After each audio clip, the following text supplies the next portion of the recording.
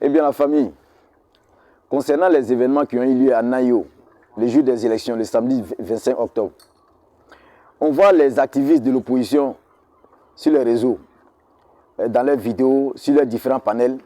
Je suis Nayo, en train de manipuler l'opposition et en train de manipuler l'opinion, faisant croire que c'est les partisans du RHDP qui ont attaqué les BT, ils ont fait ceci, ils ont fait cela. Ils parlent sans savoir, comme si eux-mêmes ils étaient sur les lieux. Vous voyez ce jeune homme-là, il a pris une part active dans ces événements-là. On va l'écouter. Nous sommes à Saïwa, précisément à Taboyou. Ouais, actuellement ici, on attend maintenant les gens. Ici, là, il n'y a pas de vote ici, hein. Celui qui a voté là, nous on les sagacité. Ouais, actuellement, là, c'est gâté à Naïou, les Dura. Ils ont volé les trucs, les mois de vote là, ils ont cassé. Là, les Dura sont fâchés, ils sont venus faire parler contre les BT. Actuellement, c'est gâté à Naïou, actuellement, nous partons à Naïou comme ça. Nous sommes sur la voie. Alors, à la stream, nous sommes sur la route là-bas. La famille, celui-là, il a participé à ces événements-là, ces événements malheureux qui ont eu lieu à Nayo. Il a participé à ces événements-là. Et voilà ce qu'il disait. Il dit ici, là, il n'y a pas élection. Qu'il n'y a pas élection ici. Que celui qui va venir voter là, on va le sagaciter. En langage ivoirien, on sait ce que ça veut dire. Donc, ils ont empêché les autres d'aller voter. Si vous ne voulez pas voter, c'est votre droit. Mais ceux aussi qui veulent aller voter là, c'est leur droit. Vous ne pouvez pas empêcher les autres d'exercer leurs droits. Ne pas vouloir voter est une chose. Mais empêcher les autres aussi d'aller voter en est une autre. Donc, ils ont non seulement empêché les autres d'aller voter, mais ils ont aussi saccagé le matériel électoral. Les forces de l'ordre étaient présentes, les forces de l'ordre étaient présentes, mais elles n'ont pas voulu réagir de manière brutale. Les forces de l'ordre ont agi avec professionnalisme. Et non contents de tout ça, ils sont allés piller et saccager les magasins des gens.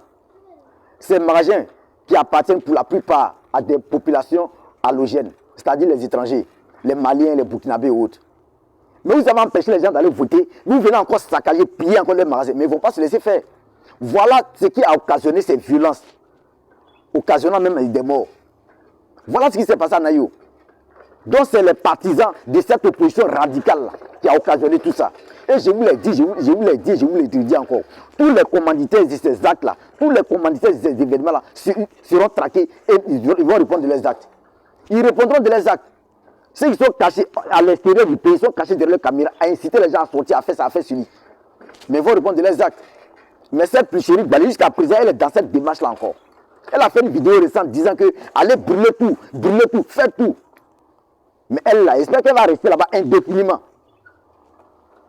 Dans la famille, voilà ce qui s'est passé en réalité à Nayo. Et pour vous dire que les endroits où il n'y a pas eu de vote, ils ont empêché les gens d'aller voter là. Ces endroits, encore dit, ces endroits-là représentent 1,7% de tout l'électorat.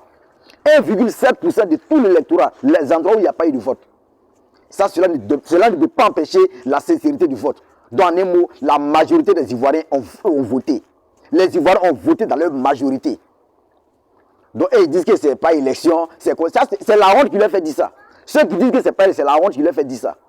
Ils ont crié sur tout le temps s'il n'y aurait pas élection, mais élection, il y a eu lieu. Ils veulent appeler ça braquage électoral. Ils n'ont qu'à appeler ça comme ils veulent. Élection a eu lieu en Côte d'Ivoire, un président a été réélu, c'est le président Alassane Ouattara. On attend la décision du Conseil constitutionnel et puis la Côte d'Ivoire va continuer dans le progrès et dans le développement. Voilà, donc portez-vous bien la famille. Voilà. N'hésitez pas donc de liker la vidéo, de la partager massivement et de vous abonner si ce n'est pas encore fait. Vive notre chef patrie de la Côte d'Ivoire.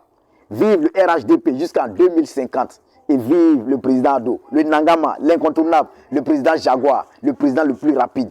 Portez-vous bien la famille. Son Excellence, le docteur Alassane Ouattara.